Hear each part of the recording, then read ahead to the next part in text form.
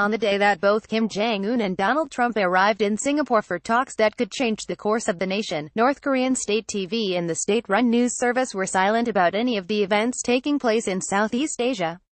State media rarely reports on the activities of Kim Jong-un in advance, so the silence isn't a surprise, but it does serve to highlight the closed society that North Koreans live in. Because foreign media isn't permitted into the country, state media services are able to cover events at their own pace. Part of the lack of advance coverage of what Kim Jong-un is doing in advance is often seen as a security measure, keeping his whereabouts confined to a small number of people, but it's also partly so the state can shape the narrative on any event once they've seen its outcome. By not telegraphing expectations, any result can be portrayed as victorious and the plan all along. This avoids precisely the situation President Trump has worked himself into, at first talking about complete denuclearization and mentioning a Nobel Prize, and now trying to walk it back a bit while deflecting some who are already calling the reduced aims a failure.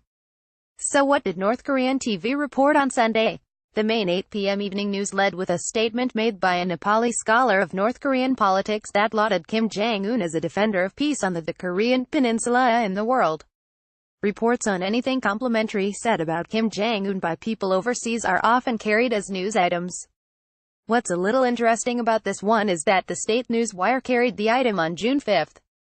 The news continued with reports on workers laying wreaths at monuments to Kim Il-sung and Kim Jong-il, factory workers looking at an exhibit of the day Kim Jong-il visited their workplace, and news on construction projects, agriculture and other social activities.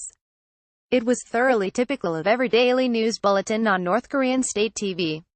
Kim Jong-un did make an appearance. On Sunday, state TV replayed a report on him visiting the Pyongyang seafood restaurant. It was broadcast 4 times on Sunday after having aired 4 times on Saturday.